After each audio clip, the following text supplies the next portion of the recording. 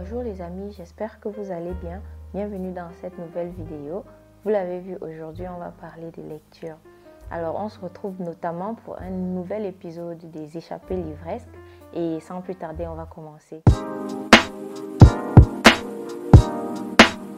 Alors comme vous le savez, les échappées livresques c'est l'occasion pour nous de découvrir un pays, une culture à travers les yeux d'un auteur. Aujourd'hui donc, on se rend en Côte d'Ivoire à travers les yeux de Bernard Dadié dans son œuvre Le Pagne Noir. Mais avant de parler de l'œuvre en question, je vais vous dire quelques mots sur l'auteur. Alors, Bernard Dadié est un homme de lettres ivoirien né en 1916 et décédé en 2019. Il a eu une prolifique carrière d'écrivain pendant laquelle il a écrit différents types d'œuvres, des romans, des essais, des poèmes, des pièces de théâtre. Et aujourd'hui, donc, je vous parle de son œuvre Le Pagne Noir, qui est un recueil de nouvelles. Il regroupe en tout 16 nouvelles, qui a été publié en 1958 aux éditions Présence africaine. Alors, dans Le Pagne Noir, on suit les aventures de Kakou Ananzé, une araignée qui se croit plus futée que le monde entier, qui fait tout, qui fait des pieds et des mains pour duper tout le monde autour de lui. C'est également l'une des œuvres dans lesquelles étaient tirées la plupart des dictées au lycée. Je suis sûre que je l'ai déjà dit dans une autre vidéo, mais oui, il y avait beaucoup de dictées sur Kakou Ananzé au lycée. Dites-moi en commentaire si vous vous en souvenez, si ça vous dit quelque chose. Et donc, comme je le disais, Kakou Ananzé, c'est le héros de cette œuvre-là et on le suit au fur et à mesure de ses aventures. Parmi les 16 nouvelles, 2 nouvelles ont vraiment retenu mon attention.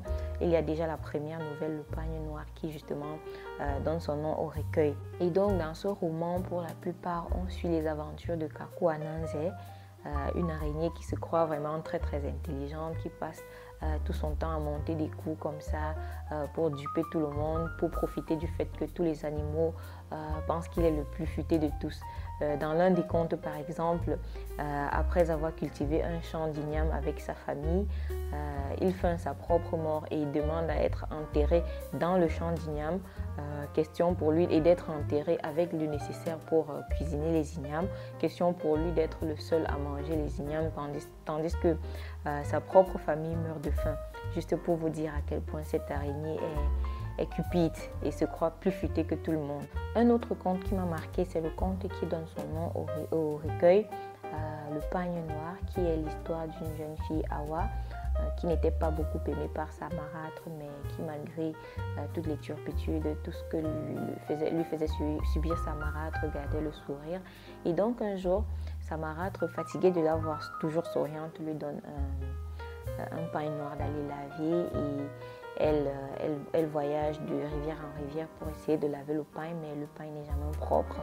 Elle finit par parvenir à une rivière à laquelle sa mère décédée va venir lui parler. Et donc sa mère vient lui rendre un pagne blanc de ramener à sa marâtre afin d'échapper à la punition.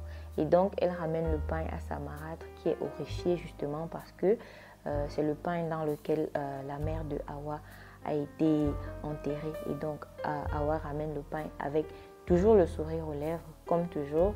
Et l'auteur conclut le conte en disant c'est ce sourire que toutes les jeunes filles ont aux lèvres.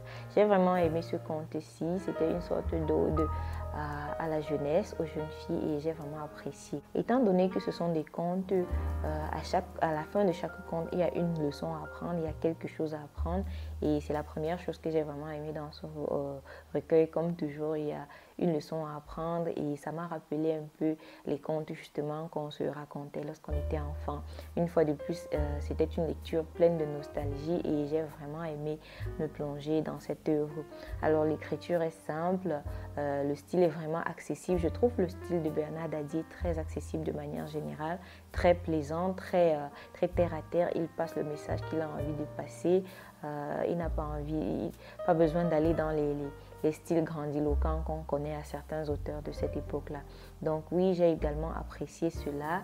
Et une chose que je n'ai pas appréciée par contre, c'est le fait que Kakou Ananzé en tant que personnage apparaisse dans plusieurs contes.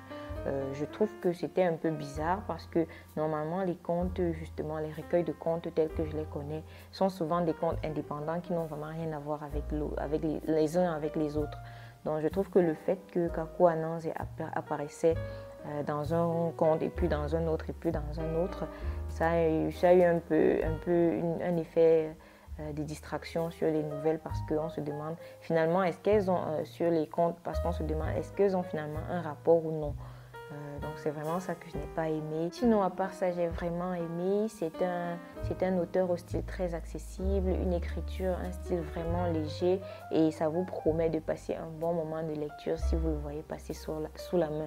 Alors dites-moi en commentaire si vous l'avez déjà lu également. Petit aparté à ce niveau de la vidéo pour vous inviter à vous abonner à la chaîne, liker et commenter. Partagez également cette vidéo si elle vous plaît également car tout cela m'aide dans la création de mon contenu. Voilà les amis, c'est tout pour cet épisode des échappées livresques. N'hésitez pas de me dire en commentaire quel pays, quel auteur, quelle œuvre vous aimeriez voir dans le prochain épisode des échappées livresques. Quel pays est-ce que vous plébiscitez, quel auteur est-ce que vous plébiscitez et quelle œuvre de cet auteur-là est-ce que vous plébiscitez. Dites-le moi en commentaire et je me ferai un plaisir d'aller voir ça. Voilà, c'est tout pour cette vidéo. On se revoit très bientôt pour une nouvelle vidéo. D'ici là, portez-vous bien. Bye bye.